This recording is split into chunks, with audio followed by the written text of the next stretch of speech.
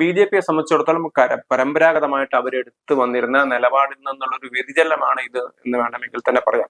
കാരണം കേരളത്തിൽ പലപ്പോഴും തെക്കൻ കേരളത്തിൽ ബി.ജെ.പി ഒരു ക്രിസ്ത്യൻ വിരുദ്ധ സമീപനമൊക്കെ മുമ്പ് എടുത്തിരുന്നു. ഇപ്പൊ തുടക്കത്തിൽ തന്നെ ബി.ജെ.പി പറഞ്ഞുകൊണ്ടിരുന്നത് ശബരിമല തീവച്ചത് ക്രിസ്ത്യാനികളാണ്, ആ ശബരിമല തീവപ്പിന്റെ റിപ്പോർട്ട് പുറത്തു വരണം എന്നൊരു ഹൈന്ദവ വികാരത്തിന്റെ മുകളിലാണ് ആദ്യത്തെ ഇടതുപക്ഷ മന്ത്രിസഭ വരെ അധികാരത്തിലേറിയത് എന്നുള്ള പ്രചരണമൊക്കെ ഉണ്ടായിരുന്നു. പിന്നീടാണ് നിലക്കൽ പ്രശ്നം ഉണ്ടായത്. ആ നിലക്കൽ പ്രശ്നം ഒരു വികാര തീവ്രമായൊരു സമരമാക്കി മാറ്റിയെടുക്കാൻ ബി.ജെ.പിക്ക് കഴിഞ്ഞു. അതിന്റെയും മറുഭാഗത്ത് ക്രിസ്ത്യൻ മത മേധാവികളാണ് ഉണ്ടായിരുന്നത്. അതേപോലെ തന്നെ തെക്കൻ ജില്ലകളിൽ വ്യാപകമായ തോതിൽ ക്രിസ്ത്യാനികൾ മതപരിവർത്തനം നടത്തി, പ്രത്യേകിച്ച് ഹിന്ദു വിഭാഗത്തിലെ പാവപ്പെട്ട ആളുകളെയും പിന്നോക്ക വിഭാഗക്കാരൊക്കെ മതപരിവർത്തനം നടത്തി. അതിനെതിരായിട്ടുള്ള ചെറുത്തുനിൽപ്പുകളൊക്കെയാണ് ബി.ജെ.പിയും അതുപോലെ തന്നെ ഇടുക്കിയിലാണെങ്കിൽ SNDP യോഗവും ഒക്കെ തന്നെ നടത്തിയിരുന്നത്. അപ്പൊ അങ്ങനെ ഒരു തികച്ചും അത്ര സൗഹൃദപരമല്ലാത്ത ഒരു സമീപനം നേരത്തെയൊക്കെ ബി.ജെ.പിയും തമ്മിലുണ്ടായിരുന്നു. തിരുവനന്തപുരത്ത് തന്നെ ബി.ജെ.പിയുടെ വളർച്ചയിൽ അല്ലെങ്കിൽ സംഘപരിവാറിന്റെ വളർച്ചയിൽ വലിയൊരു സ്വാധീനം